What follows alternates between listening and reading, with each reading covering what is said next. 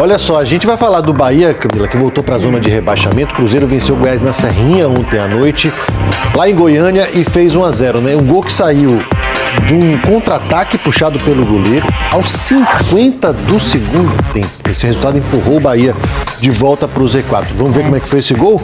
Bora Bem lá. curioso, vamos ver. Muito bem, vamos ver então como é que ficou a classificação. Lembrando que o Bahia depende apenas de si. Hoje tem Vasco e Corinthians lá em São Januário.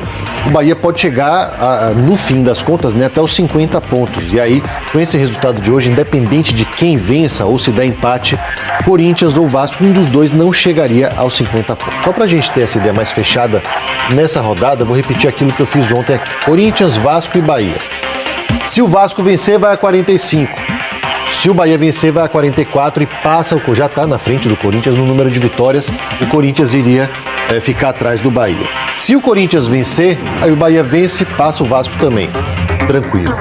Se o Corinthians e o Vasco empatam e o Bahia vence, o Bahia acaba passando também o Vasco e o Corinthians ficaria um ponto à frente do Tricolor.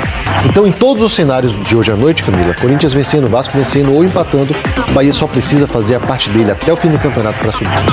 Maravilha, por isso que eu falei também calculadora na mão, mas assim, Gustavo Castellucci, tá tudo muito embolado ainda aqui. Mesmo 44, mesmo Cruzeiro. considerando empate, né? Ou, por exemplo, o Vasco vencendo, que é o cenário que o torcedor do Bahia menos quer, né? Prefere que ele fique um pouco mais próximo.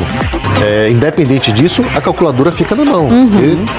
Principalmente porque no último jogo tem o Atlético Mineiro. O Atlético Mineiro tá brigando pelo título. Olha aqui, ó, tá com 60 pontos. O Palmeiras tem 63 e mais 2 rodadas antes de enfrentar o Bahia. Então, é bom ter a calculadora na mão, figa no bolso, oração antes e depois, antes de dormir, depois de acordar, para poder dar tudo certo aí, a gente ter Bavi na primeira divisão do ano que vem. É o que a gente espera mesmo. Bom, o Bahia volta a jogar amanhã, né? Enfrenta o São Paulo na Fonte Nova, 8 da noite, vai entrar em campo embalado pela goleada em cima do Corinthians. Essa goleada acabou com a seca de gols de alguns jogadores importantes. Vamos ver na reportagem. A seca de gols para alguns atletas acabou. Rezende, por exemplo, voltou a balançar a rede. Esperou 12 rodadas para comemorar. Rezende! Para Cauli foram 8 rodadas de espera. Para Tassiano e Ademir, 9. Ademir, que foi citado por Rogério Ceni.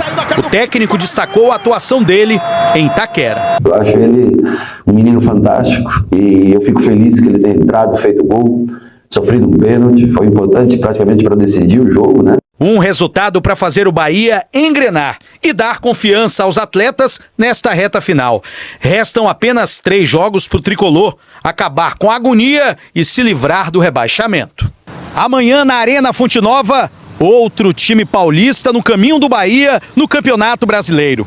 O São Paulo, onde Rogério Ceni jogou muitos anos, ganhou muitos títulos. A identificação com o clube sempre foi uma marca. Isso aqui é como se fosse a minha casa. Mas a afetividade fica para trás amanhã. O Bahia precisa superar o São Paulo, seguir pontuando para evitar o rebaixamento. Para a partida, Ceni tem o retorno de Everaldo, mas não está descartada a possibilidade de o time jogar sem o 9, o centroavante, que deu certo contra o Corinthians. Que a gente continue jogando bem e que, se possível, a gente vença, porque não há mais tempo. Não temos tempo a perder, diria Renato Russo. O Bahia marcou 26 gols em 16 partidas no segundo turno do Brasileirão. Tá na frente do Grêmio, tá na frente do Atlético Mineiro, do Palmeiras, do Flamengo. Olha. E o Bahia, colabora. O Bahia tem o melhor ataque do segundo turno da Série A. Grêmio, Palmeiras e Galo completam essa lista. Rafael Teles traz essa notícia pra gente no ge.globo.br/BA. Opa, correu demais. O QR Code está aqui embaixo na sua tela para você acompanhar. Olha aqui o topo da lista. Bahia 26 gols, depois Grêmio 25, Galo e Palmeiras 24, Flamengo 23, depois Coxa, Inter e Vasco. Curiosamente, 3 times, né, da parte de baixo da tabela, o Coxa já rebaixado, Inter e Vasco brigando contra o rebaixamento. O Inter deu até uma respirada agora depois da última rodada. E aqui os responsáveis pelos 26 gols do Tricolor nesse Campeonato Brasileiro da Série A. Tá tudo lá, ge.globo.br/BA.